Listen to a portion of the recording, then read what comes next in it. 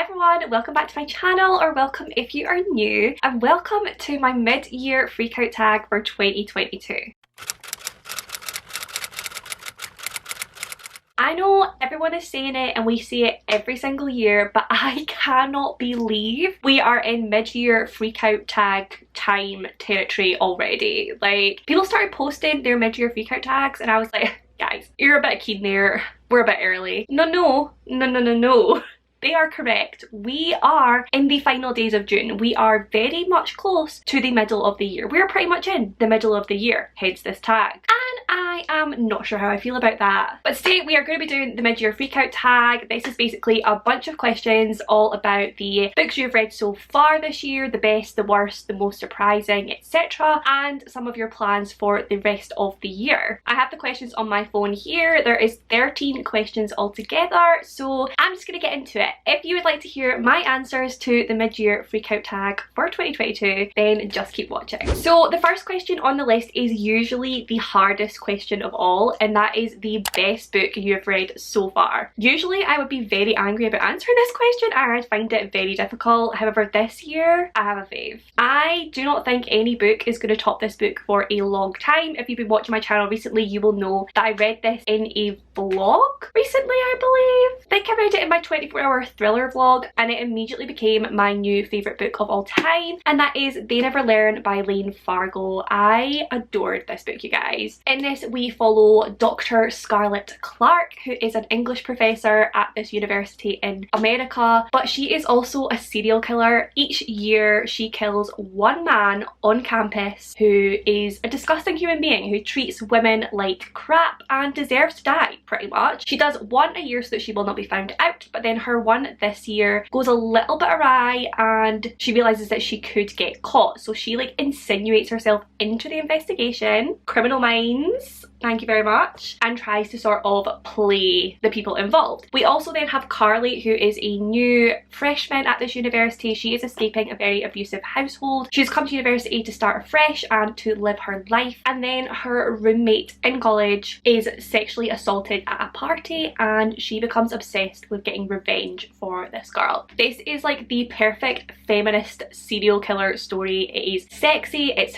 feisty, it's fiery, it's empowering. It is just everything I want in a novel. So 100% my favourite book of the year so far, and I do not see any other books topping it. The next question is the best sequel so far, and this one I'm going to say best sequels so far because towards the beginning of this year I believe I read the Mindfuck series by S.T. Abbey. I read all 5 books, novellas. They're all about 100 to 200 pages each, all on Kindle Unlimited. I read them all within a matter of days and became absolutely obsessed with them immediately. They are what opened my eyes to the genre of dark romance, and I realised I need more dark romance in my life, like thrillers and romance. It is like my dream. In the Mindfuck series we follow Lana, who once again is a female serial killer. She is getting revenge on all of these men from her past who did something absolutely horrific and traumatic to her and her brother. So she is slowly going through all of these men on her list and killing them off in very gruesome ways, I might add. And then she meets Logan Bennett, who is a FBI agent and just happens to be the FBI agent on her case. Though she does not know this when they start dating, they quickly get into this very hot whirlwind of a romance, not knowing that he is trying to catch her, the killer, and she is trying to run away from him, the agent.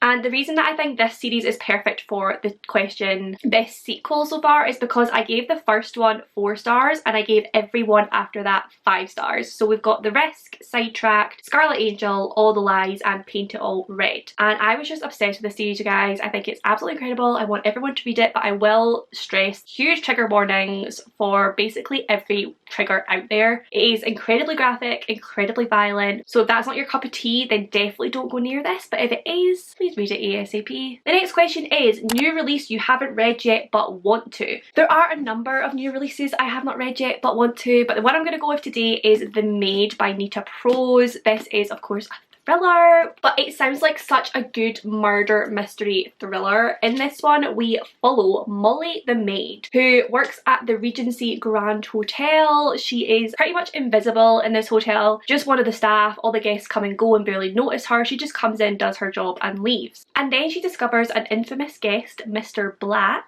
dead in his bed in the hotel, and she is swept into this mystery, this investigation, and realizes that her invisibility as a maid could actually be the key to finding out all the information to this case. It sounds like it's going to be a really good murder mystery, a very charming, mysterious one, hopefully with some twists, and I want to read it ASAP. The next question is most anticipated release for second half of the year, and this one is an absolute no-brainer for me. It is It Starts With Us by Colleen Hoover. I read It Ends With Us last month or the month before, and I absolutely adored that book. 5 stars, just like every Colleen Hoover I've ever read, and I am absolutely dying to get the sequel in my hands. I think it comes out maybe like October time. I could be completely wrong about that, but yeah, it cannot come quick enough into my life. The next question is biggest disappointment, and I had a couple for this, and I think I'm just going to tell you them both. We have, first of all, There's Someone Inside Your House by Stephanie Perkins. This book was trash. This book was utter trash. Like, it's supposed to be a YA thriller, but it's just like comical how bad it is. Like, there were so many scenes that I think were supposed to be like scary and tense that I was just like laughing at, and there's this huge secret that the main character has for most of the book, and you're like, oh my god, what is this secret? What is she not telling everyone? And then when you find it out, you're like,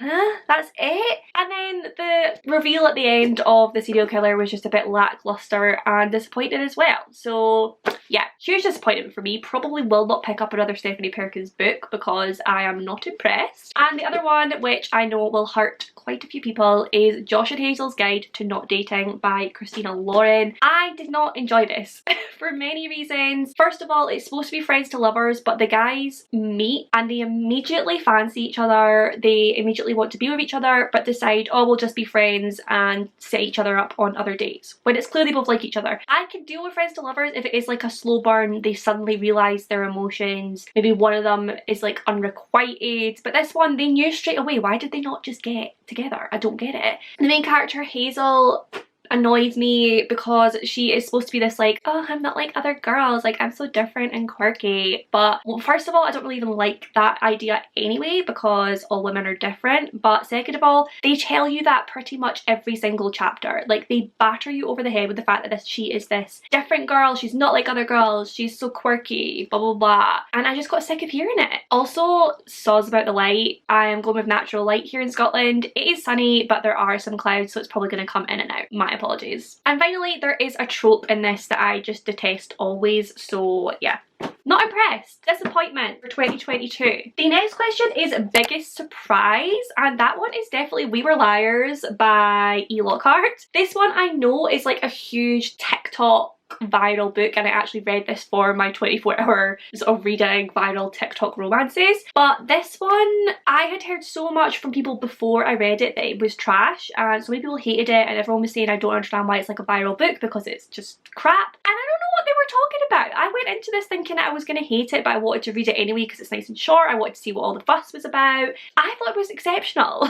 Like, the story was nothing like what I thought it was going to be. We basically follow this character name. What is her name? Cadence or Katie, I think. We follow her as she goes, each summer her and her family and family friends go out to like this islandy place, I think, and they have like this summer together. It's kind of like the Hamptons, like they're all very well off. And then one year something very traumatic happens and Katie does not remember it because she was like hurt in the process emotionally and physically. So the story is basically about her going back the next summer and trying to figure out what it was that happened last summer. No one will tell her, so she needs to kind of like work through it, process it herself. And when you find out what happened, I was blown away, absolutely blown away. I thought this was emotional, beautiful, heartbreaking and gripping. I really enjoyed it, guys. I was very surprised after all of the trash talk I heard before I picked it up. Next up we have favourite new author, and this can be debut or new to you. I'm kind of cheating a little bit because this author is kind of neither of those things, but I'm gonna go with Colleen Hoover because until this year the only book I believe I had read by Colleen Hoover was Verity, which was immediately immediately one of my favourite books. I absolutely love that book. I think it's one of the best thrillers I've ever read. But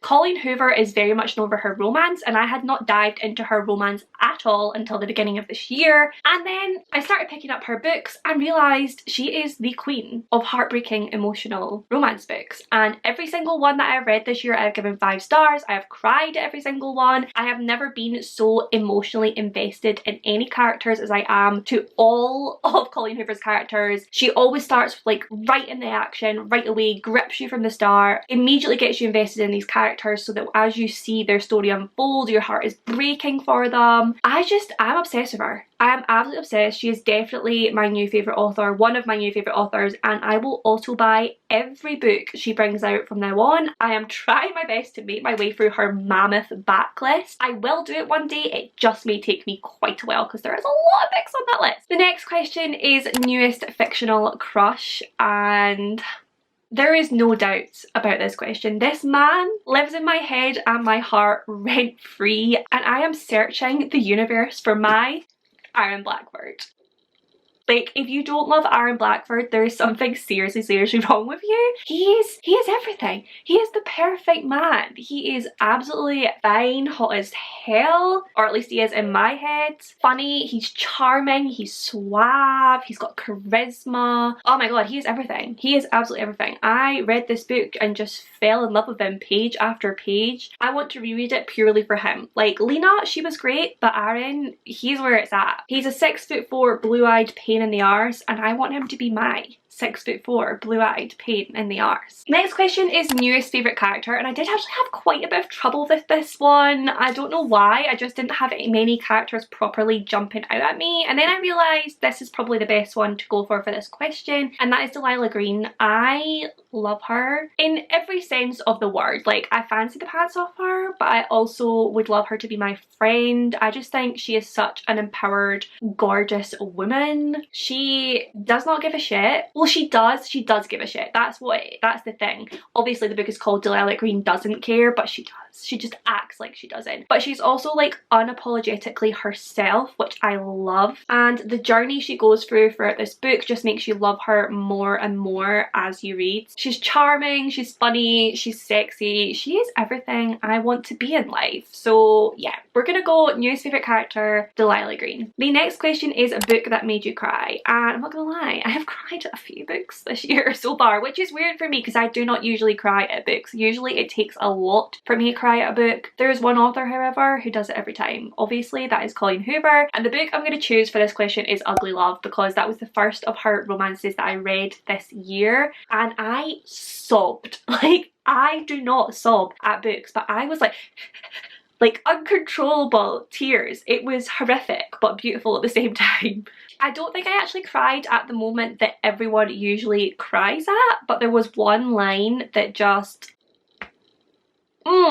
got me, and I was in bits. I had to take a little break, control myself, compose myself, and then go back to reading because the words on the page were blurry. I could not see through the tears. So yeah, 100% book that made me cry, Ugly Love by Colleen Hoover. Next question is a book that made you happy, and this one I'm going to go for one that I very recently read, but I literally just smiled the whole way through it. That was Him by Serena Bowen and Elle Kennedy. I love this book so much.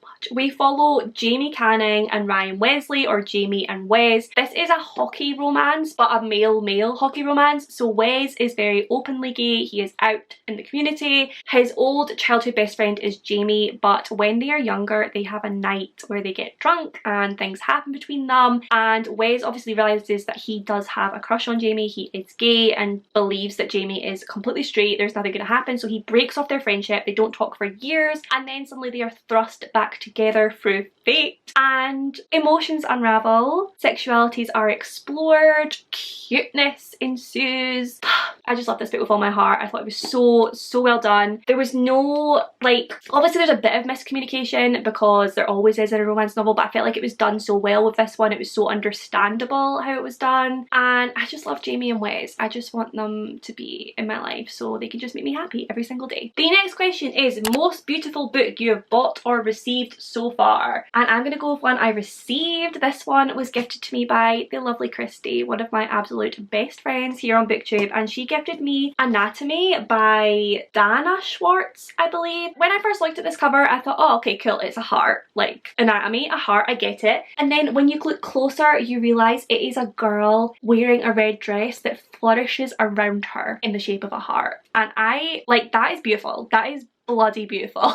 I'm obsessed with this cover. I'm a little bit scared because Christy did read it recently and gave it like a 3-star, so I'm not sure about the inner content of the book, but the outer content, beautiful. It's a gothic tale full of mystery and romance, so it sounds right up my street. I'm hoping I'm gonna love it, but I know I'll keep it no matter what just because it is such a beautiful cover and I want to admire it forever. Okay, the final question is, what books do you need to read by the end of the year? And I need to read a hell of a lot of books by the end of the year. This is a ridiculous question, but I do have 2 that are priorities for me. The first is The Secret History by Donna Tartt, because it is a travesty that I have not yet read that book. So many people have told me how incredible it is. I'm a little bit scared and intimidated about the extra long chapters. Like, I'm pretty sure there's a chapter that's like over 100 pages long, which should just be illegal in my opinion. But I do think I am gonna love that book with all my heart. It is like ultimate dark academia, thriller, mystery vibes. And Leah, who is again one of my best friends on booktube, she adored that book and I trust her opinions with all of my being. So yeah, definitely a priority for the rest of the year. And my second priority is the